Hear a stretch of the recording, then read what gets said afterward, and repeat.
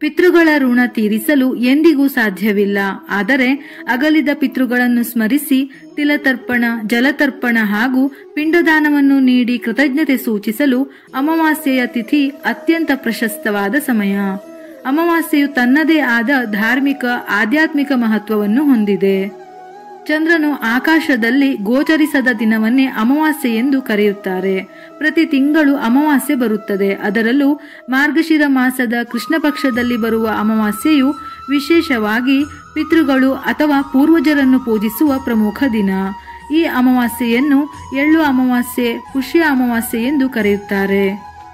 2024 ಜನವರಿ 11 ಗುರುವಾರ, ಅಂದರೆ ನಾಳೆ ಮಾರ್ಗಶಿರ ಮಾಸದ ಕೃಷ್ಣ ಪಕ್ಷದ ಅಮಾವಾಸ್ಯೆ ಅಥವಾ ಎಳ್ಳು ಅಮಾವಾಸ್ಯೆಯನ್ನು ಆಚರಿಸಲಾಗುತ್ತದೆ. ಅಮಾವಾಸ್ಯೆ ತಿಥಿಯು ಜನವರಿ 10 ರಾತ್ರಿ 8 ಗಂಟೆ 10 ನಿಮಿಷಕ್ಕೆ ಆರಂಭವಾಗಿ ಜನವರಿ 11ನೇ ತಾರೀಕು ಸಂಜೆ 5 ಗಂಟೆ 26 ನಿಮಿಷಕ್ಕೆ ಅಂತ್ಯವಾಗುತ್ತದೆ. ವೇದಗಳಲ್ಲಿ ಉಲ್ಲೇಖಿಸಿರುವಂತೆ ಎಳ್ಳಿಗೆ ವಿಶೇಷ ಮಹತ್ವವಿದೆ. ಅಂದರೆ ಎಳ್ಳಿನಲ್ಲಿ ಹಲವು ಪಾಪಗಳನ್ನು ಪರಿಹಾರ ಮಾಡುವ ಶಕ್ತಿ ಇದೆಯಂತೆ. ಎಳ್ಳಿನಿಂದ ತರ್ಪಣ ಕೊಟ್ಟಾಗ ತರ್ಪಣದಿಂದ ಬಿದ್ದಂತಹ ಎಳ್ಳಿನ ಒಂದು ಹನಿಯ ನೀರು ಕೂಡ 7 ಜನ್ಮಕ್ಕೆ ಸಾಕಾಗುವಷ್ಟು ಆತ್ಮಗಳಿಗೆ ಸಂತೃಪ್ತಿ ನೀಡಿ ನಮ್ಮ ಪಾಪಗಳು ಕೂಡ ನಿವಾರಣೆ ಆಗುತ್ತದೆ. ಹಾಗಾಗಿ ಪಿತೃಗಳ ಅಥವಾ ಪೂರ್ವಜರ ಕಾರ್ಯಗಳಿಗೆ ಅತಿ ಹೆಚ್ಚು ಎಳ್ಳನ್ನು ಉಪಯೋಗಿಸುತ್ತಾರೆ. ಸಾಮಾನ್ಯವಾಗಿ ಅಮಾವಾಸ್ಯೆಯ ದಿನದಂದು ಸ್ನಾನವನ್ನು ಮಾಡಿ ಪಿತೃಗಳ ಹೆಸರಲ್ಲಿ ದಾನ ಕೊಡುವುದು, ಪಿತೃ ತರ್ಪಣ ಕೊಡುವುದು ಹಾಗೂ ಪಿಂಡದಾನ ಮಾಡುವುದು ನಮ್ಮ ಸಂಪ್ರದಾಯದಲ್ಲಿದೆ. ಇದರಿಂದ ನಾವು ಪಿತೃದೋಷದಿಂದ ಮುಕ್ತರಾಗುತ್ತೇವೆ ಎಂದು ಪುರಾಣಗಳಲ್ಲಿ ಉಲ್ಲೇಖವಿದೆ. ಅಮಾವಾಸ್ಯೆಯಲ್ಲಿ ಪಿತೃಗಳ ಸಾನ್ನಿಧ್ಯ ಇರುವುದರಿಂದ ಇಂತಹ ಸಮಯದಲ್ಲಿ ತರ್ಪಣವನ್ನು ಕೊಡುವುದು ಅತ್ಯಂತ ಶ್ರೇಷ್ಠ. ಇದರ ಜೊತೆಯಲ್ಲಿ ಪಿತೃದೋಷಗಳು ನಿವಾರಣೆ ಆಗುತ್ತದೆ. ಎಳ್ಳು ಅಮಾವಾಸ್ಯೆಯ ದಿನ ಅಮಾವಾಸ್ಯೆಯ ಆಚಾರ ವಿಚಾರಗಳನ್ನು ಎಳ್ಳಿನಿಂದಲೇ ಪೂರೈಸುವುದಕ್ಕಾಗಿ ಇದಕ್ಕೆ ಎಳ್ಳು ಅಮಾವಾಸ್ಯೆ ಎಂದು ಕರೆಯುತ್ತಾರೆ. ಹಾಗಾಗಿ ಎಳ್ಳಿನಿಂದ ತರ್ಪಣ ಕೊಡುವುದು ಅತ್ಯಂತ ಶ್ರೇಷ್ಠ.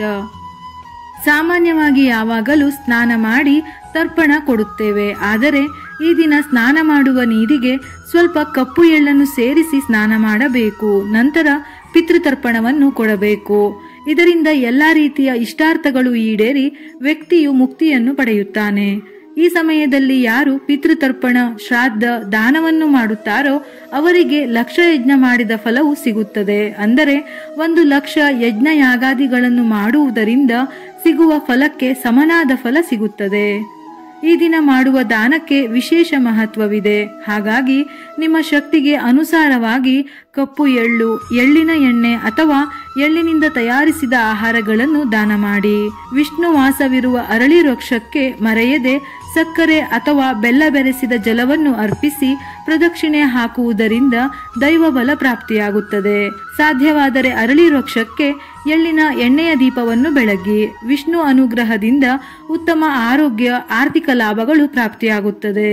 ಮೇಲೆ ಹೇಳಿರುವ ಪರಿಹಾರಗಳನ್ನು ಮಾಡಲು ಸಾಧ್ಯವಿಲ್ಲವೆಂದಾದರೆ ಈ ದಿನ ಸ್ನಾನದ ನೀರಿಗೆ ಎಳ್ಳನ್ನು ಸೇರಿಸಿ ಸ್ನಾನ ಮಾಡಿ ನಂತರ ದೇವರಿಗೆ ತುಪ್ಪದ ದೀಪ ಅಥವಾ ಎಳ್ಳಿನ ಎಣ್ಣೆಯ ದೀಪವನ್ನು ಹಚ್ಚಿ ಪ್ರಾರ್ಥಿಸಿದರೂ ಪಿತೃಗಳ ಆತ್ಮಕ್ಕೆ ಶಾಂತಿ ಸಿಗುತ್ತದೆ.